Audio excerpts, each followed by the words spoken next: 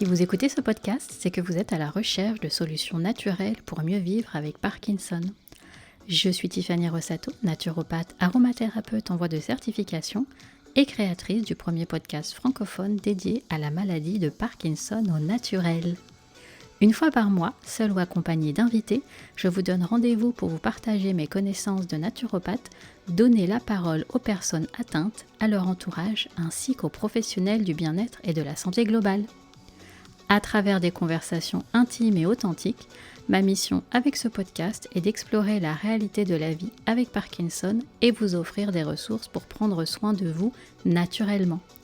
Informer, inspirer, partager des histoires de vie, des moments de joie et vous accompagner pour mieux vivre avec Parkinson au naturel, voici ce que vous aurez la chance de découvrir au fil des épisodes. Maintenant, à l'antenne.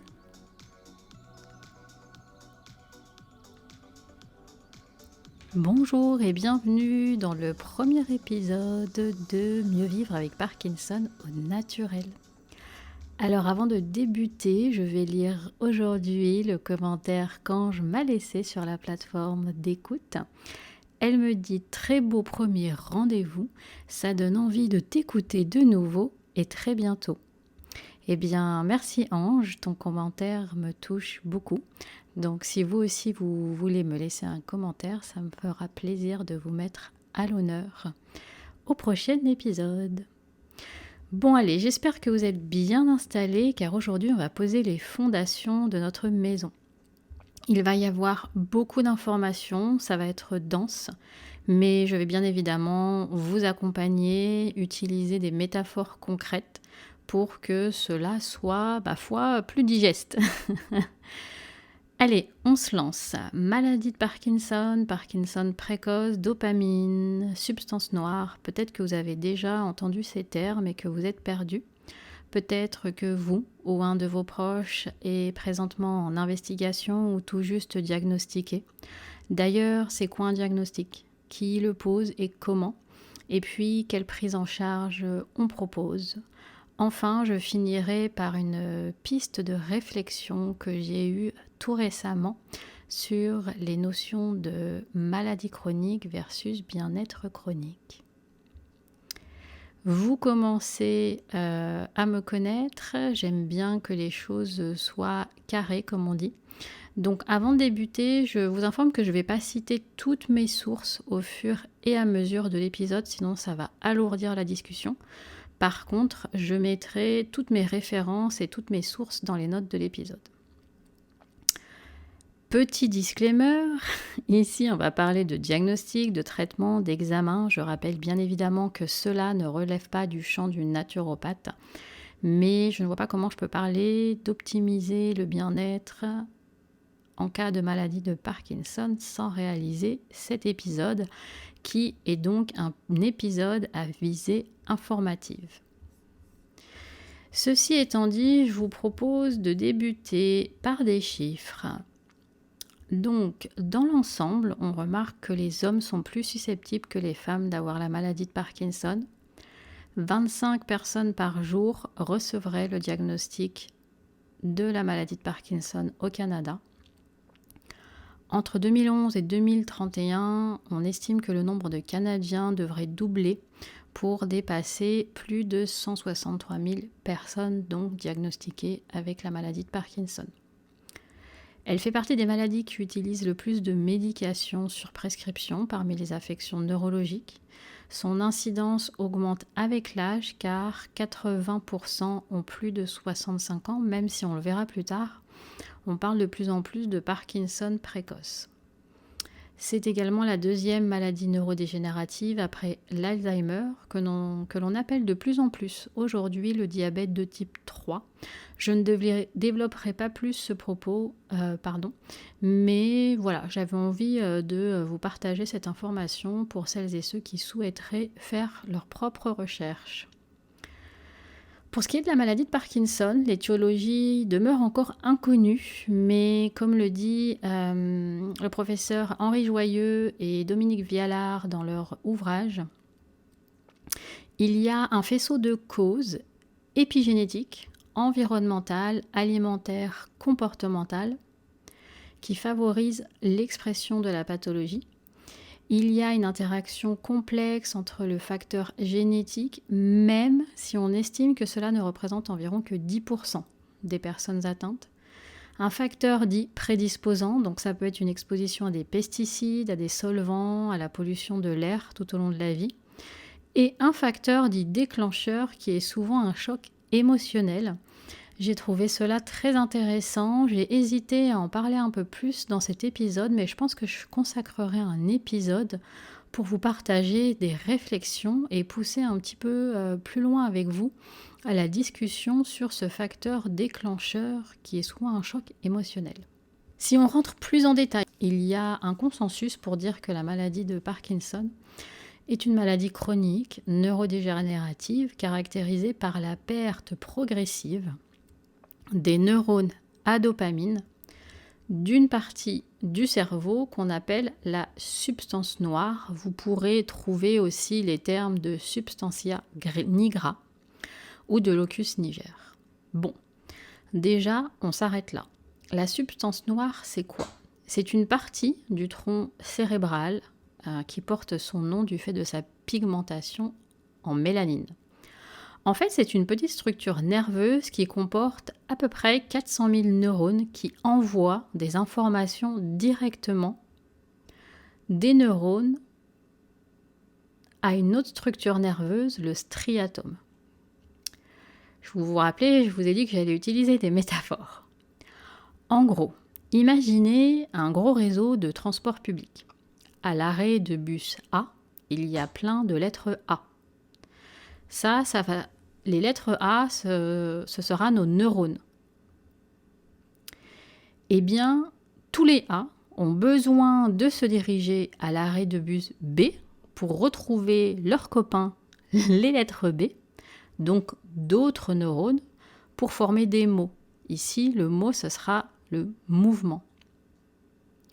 Pour se rendre donc de l'arrêt de bus A à l'arrêt de bus B, on va avoir besoin de bus qu'on appellera dopamine ou le bus D.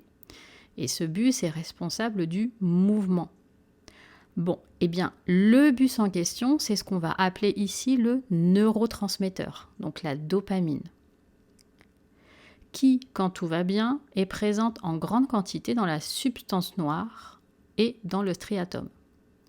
Donc normalement, si ma métaphore fonctionne, ou si vous me suivez, là, vous devez vous dire « Ah, mais s'il n'y a pas assez de bus dopamine pour transporter l'information du mouvement, comment est-ce que notre corps peut se mouvoir comme il faut ?» Eh bien, c'est ce qui se passe lorsque le cerveau ne sécrète plus assez de dopamine. Les capacités du mouvement sont affectées. On parle d'activité inhibitrice. Concrètement, on va très souvent retrouver ce qu'on appelle la triade de symptômes, qui est l'akinésie, la rigidité musculaire et les tremblements, puisqu'il y a une diminution de neurones dopaminergiques. Donc, comme la ligne de bus dopamine ou la ligne de bus D n'est plus aussi active ou efficace, eh bien, cela entraîne une inhibition excessive qui explique l'akinésie parkinsonienne, soit l'absence du mouvement.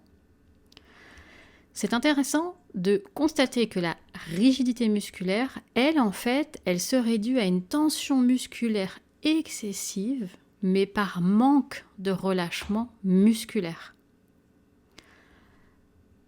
Les tremblements, eux, vont s'expliquer par une dépolarisation des neurones à acétylcholine. Donc l'acétylcholine, c'est un autre neurotransmetteur, ou un autre bus, qu'on peut appeler le bus A. Eh bien, cette dépolarisation de neurones va décharger en bouffées rythmiques à la fréquence du tremblement quand il y a une carence en dopamine. En gros, comme il y a un manque de bus dopamine, eh bien le corps essaie de compenser en envoyant plein de bus acétylcholine d'un coup, mais pas en continu. Outre la triade de symptômes dont on vient de parler, il y a également ce qu'on appelle les dyskinésies. Donc les dyskinésies sont des mouvements involontaires ou anormaux, même si j'aime un petit peu moins ce mot, de n'importe quelle partie du corps. Et c'est intéressant de constater, tout à l'heure je vous parlais de facteurs déclencheurs qui pouvaient être un choc émotionnel. Eh bien, c'est intéressant de constater que souvent, chez les personnes qui ont la maladie de Parkinson, les dyskinésies vont être augmentées selon que la personne vit ou ressent des émotions fortes ou négatives. Les réflexes vont être altérés, il va y avoir un manque ou une perte d'équilibre. On remarque très souvent de la constipation, car la motilité intestinale dépend également de la dopamine. Il peut y avoir un trouble de la déglutition, donc c'est-à-dire la difficulté à mâcher ou à avaler.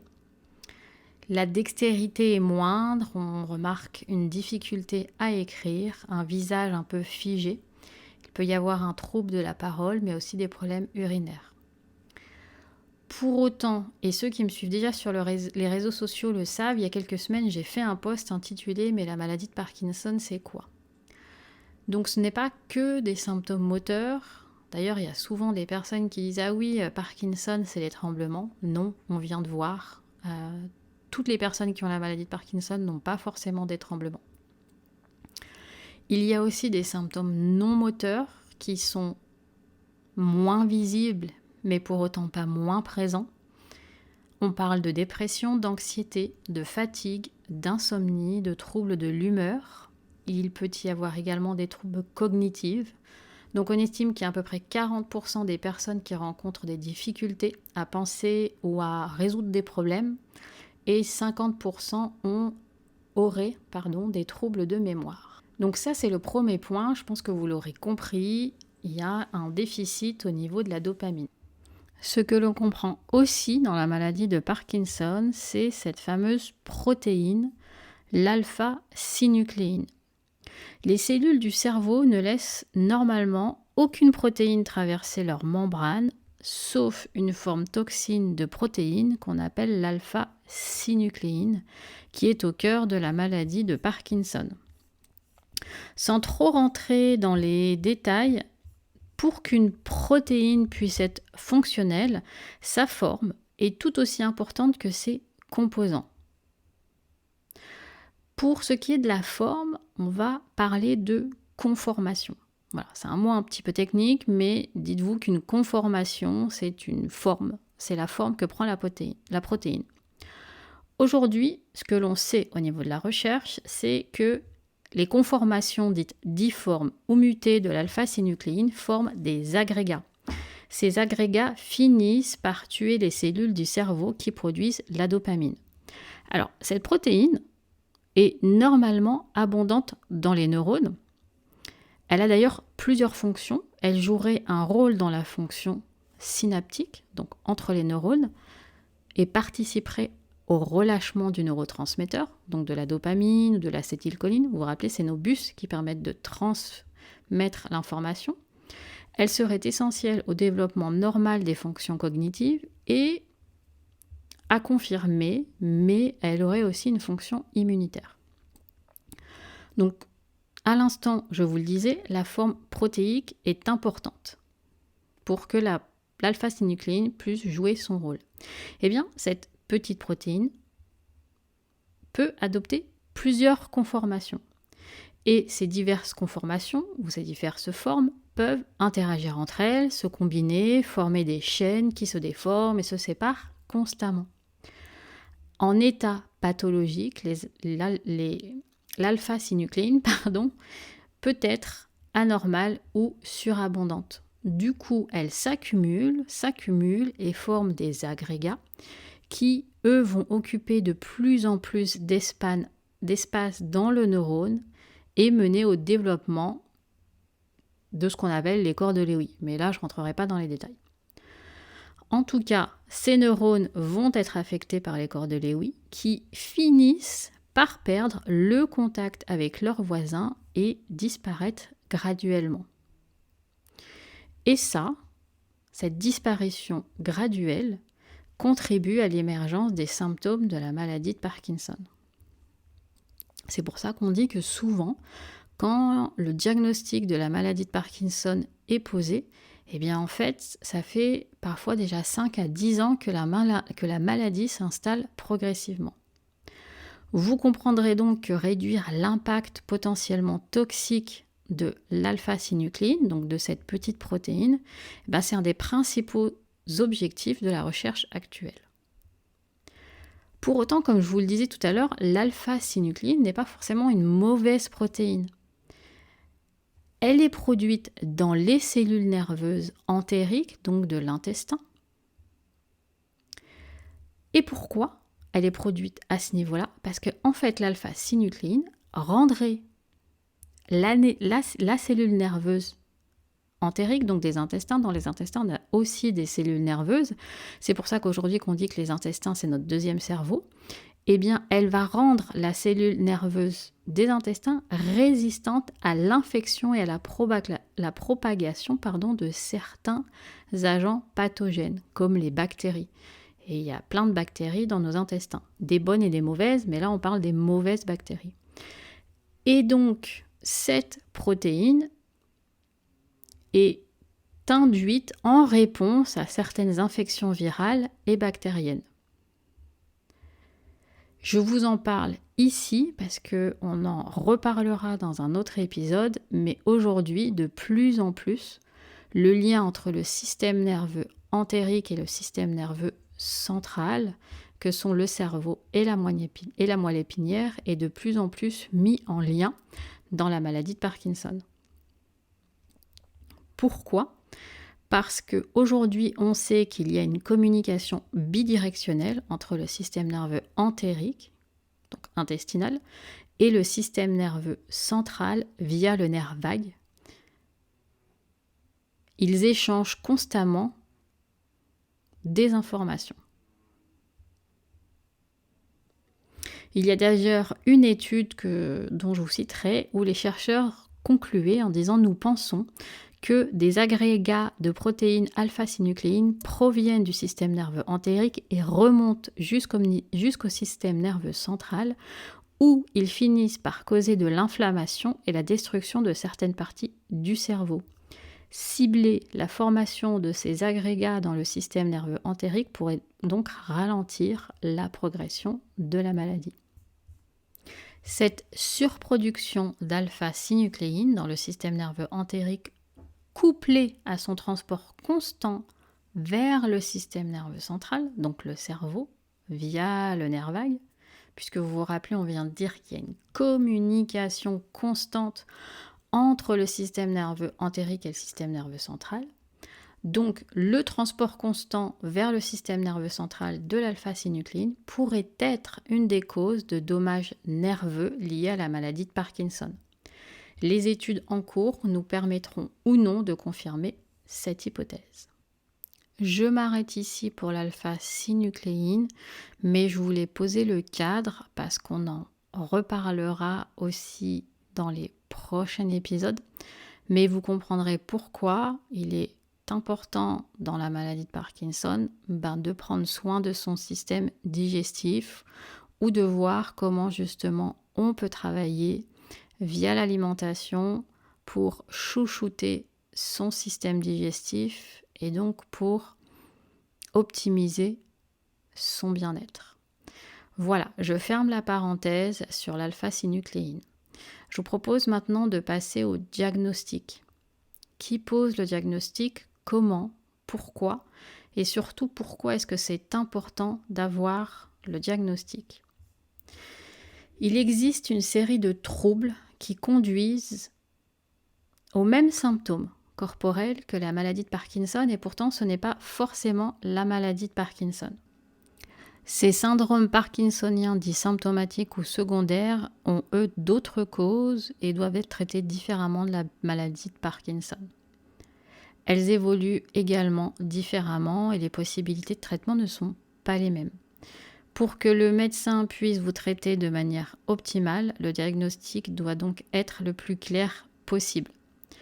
Grâce à différents examens, votre neurologue va déterminer s'il s'agit effectivement de la maladie de Parkinson.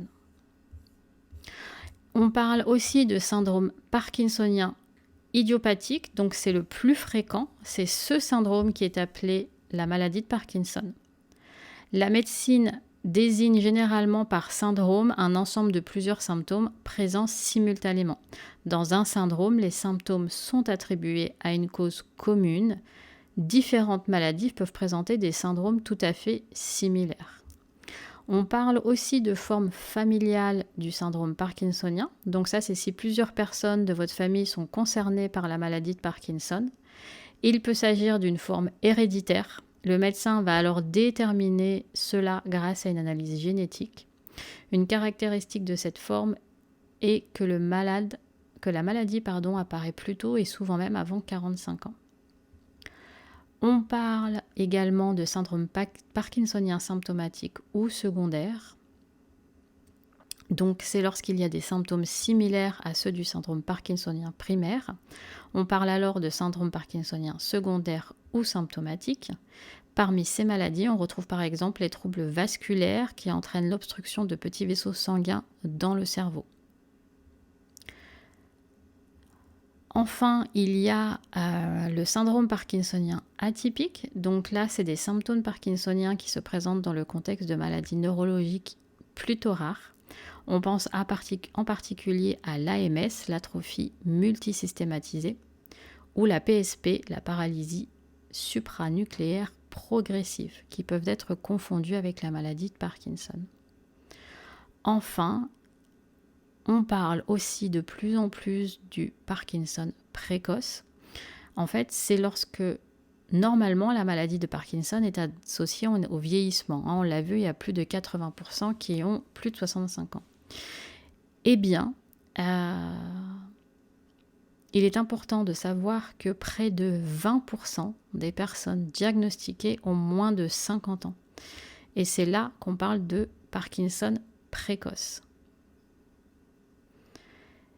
Et il me semble important d'en parler parce que même si les symptômes sont semblables à ceux des personnes plus âgées, eh bien, les défis des personnes diagnostiquées plus jeunes sont différentes et ne nécessitent pas la même prise en charge et les mêmes problématiques. Alors, comment est-ce que la pathologie est diagnostiquée ? Votre médecin de famille, bien évidemment, il peut suspecter le diagnostic et vous référer à un neurologue qui va reconnaître la maladie de Parkinson ou écarter le diagnostic, déjà par l'observation du patient. Plus la maladie est à un stade avancé, plus les symptômes vont être évidents. Lenteur, tremblement fréquent des muscles, posture courbée, démarche traînante sont souvent présents à ces stades-là. Le diagnostic va être confirmé par l'imagerie médicale, donc soit la tomodensitométrie ou l'imagerie par résonance magnétique, plus connue sous IRM. Cela va permettre au médecin de différencier la maladie de Parkinson idiopathique, dont on vient de parler, d'autres maladies ayant des symptômes similaires. Pour ce qui est de la prise en charge allopathique, les traitements visent à restaurer les fonctions de la dopamine dans le cerveau, souvent via la prescription de levodopa ou L-dopa. C'est d'ailleurs un médicament qui vient du pois mascate. En latin, c'est ce qu'on appelle le mucuna pruriens, et d'autres médications dépendamment des symptômes de la maladie. Je ne rentrerai pas plus en détail ici parce que ça dépend vraiment des personnes, de leurs symptômes et du stade d'avancement. Ce qu'on constate par contre, c'est que les bénéfices sur les symptômes moteurs durent entre 3 à 5 ans. Les séances de kinésithérapie sont très importantes et complémentaires, notamment pour travailler sur la rigidité musculaire, sur les dyskinésies dont on a parlé en début d'épisode. Et selon l'évolution de la pathologie, la personne pourra également commencer un parcours médical pour savoir si elle est éligible ou non à la neurostimulation cérébrale qui consiste à implanter chirurgicalement un dispositif qui va en fait agir comme un stimulateur cérébral. Plus concrètement, des électrodes vont être placées dans certaines zones du cerveau liées à la maladie de Parkinson et ces électrodes vont être reliées à un boîtier à piles appelé neurostimulateur, placé, lui, sous la clavicule. Et donc, par l'intermédiaire des électrodes, le neurostimulateur envoie des signaux électriques à ces zones pour aider à soulager certains des symptômes moteurs de la maladie de Parkinson. Il s'agit de l'intervention chirurgicale la plus pratiquée sur la maladie de Parkinson. Voilà, j'espère que maintenant vous en savez plus sur la maladie de Parkinson. Ce que j'aimerais que vous reteniez, c'est que non, la maladie de Parkinson, ce n'est pas uniquement les tremblements. Il y a des symptômes moteurs, certes, mais aussi beaucoup de symptômes invisibles et pas moins importants. On ne connaît pas encore les causes exactes, mais il y a une triade de facteurs génétiques favorisant donc l'exposition par exemple aux pesticides et un facteur déclencheur qui est souvent en fait un choc émotionnel. On sait qu'il y a un déficit de dopamine et aussi une conformation anormale de cette fameuse protéine, l'alpha-synucléine. Voilà, je vais m'arrêter là pour la maladie de Parkinson. Je reparlerai très certainement de tout cela de manière plus détaillée ou par une porte d'entrée différente selon la thématique des prochains épisodes. Mais je pense que vous l'aurez compris, il était important que je fasse cet épisode en tout début d'aventure de podcast pour poser les bases, poser les fondations. Alors pour autant, je n'ai pas envie de vous quitter là-dessus. C'est toujours délicat de parler de maladies chroniques. Cet épisode, je l'ai pensé à la fois comme les fondations, mais aussi comme un repère que vous pourrez réécouter au besoin. Comme je vous l'ai dit, il y a des notions sur lesquelles je reviendrai ou des points que je développerai prochainement. Ceci étant dit, j'aimerais conclure cet épisode par un partage de réflexion. Il y a 2 jours, je crois, j'ai fait une story sur mes réseaux sociaux où je vous partageais ma réflexion quant au vocabulaire et aux mots que j'utilise. Alors ici, je n'ai pas eu trop le choix du vocabulaire et des mots puisque c'est un épisode avec beaucoup d'informations scientifiques ou physiologiques. Donc j'ai essayé le plus possible d'être claire et de m'en tenir aux mots que la science, que la médecine utilise pour expliquer, caractériser le mieux possible la maladie de Parkinson. La réflexion que j'aimerais vous partager, c'est que pour moi, en tant que futur thérapeute du bien-être, je fais très attention aux mots que j'utilise. Parce que pour moi, chaque mot a un sens, une fréquence, une vibration. D'ailleurs, je vois à quel point moi-même j'ai évolué à ce sujet. Pourquoi ? Je me rappelle qu'il y a 6 mois encore, je disais, moi en fait je veux me spécialiser sur les maladies neurodégénératives et notamment sur Parkinson. Pourtant je sentais qu'il y a quelque chose qui me chatouillait ou qui ne sonnait pas juste quand je disais cela, mais j'avais pas encore mis le doigt dessus. Finalement, j'ai commencé à dire, moi j'ambitionne d'accompagner les personnes atteintes de la maladie de Parkinson. D'ailleurs, en préparant, en créant mon podcast, eh bien, ça m'a beaucoup challengée, mais dans le sens positif. Personne atteinte, et cela, ça n'engage que moi, mais je trouve que ça renvoie les personnes dans leur déséquilibre de santé.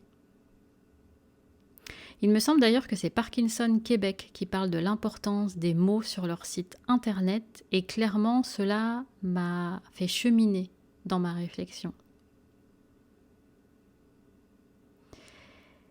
Eh bien, moi, j'ai fini par me dire que j'ambitionne d'accompagner les personnes qui cohabitent avec la maladie de Parkinson.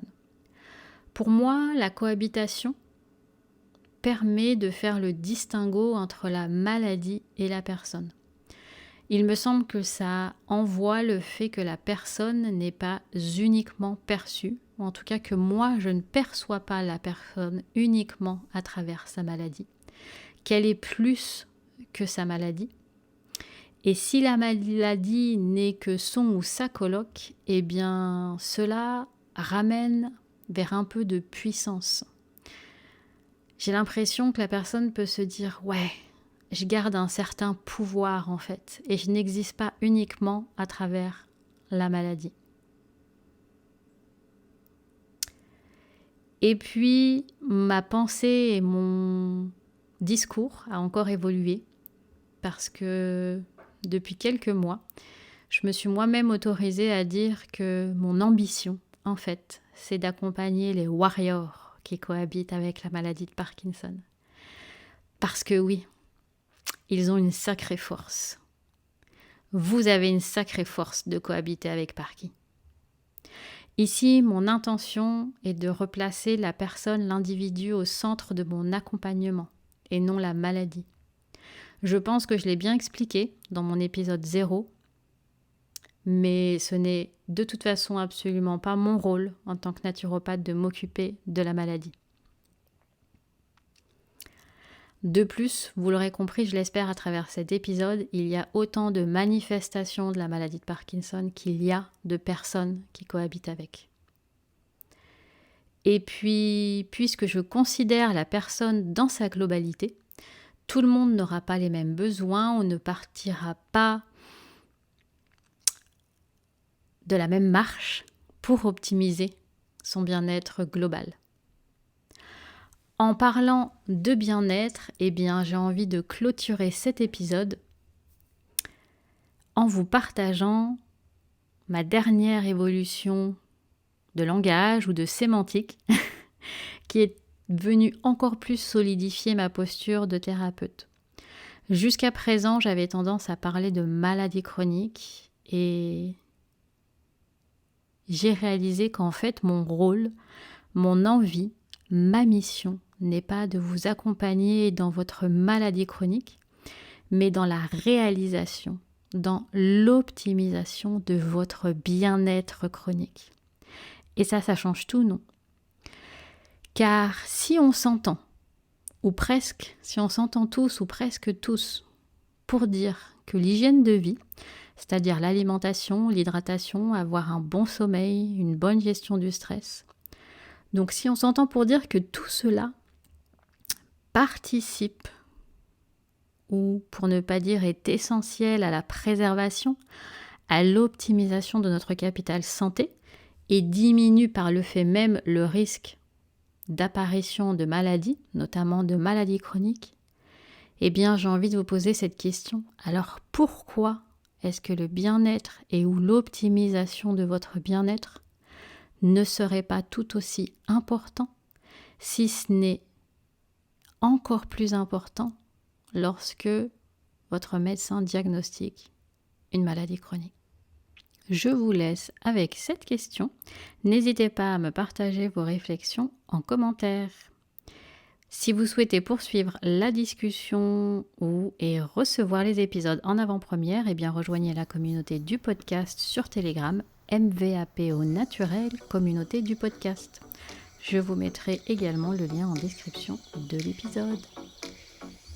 Merci pour votre présence et votre écoute. Vous pensez que cet épisode peut faire du bien ou être utile à une personne? Je vous invite à le lui partager. N'hésitez pas à vous abonner pour être au courant de la sortie des prochains épisodes. Si vous aimez mon podcast, dites-le moi avec 5 étoiles, des bonnes notes et des commentaires sur votre plateforme d'écoute préférée. Cela aide à le faire découvrir à d'autres personnes et pour vous remercier, je mettrai à l'honneur un de vos commentaires à chaque début d'épisode.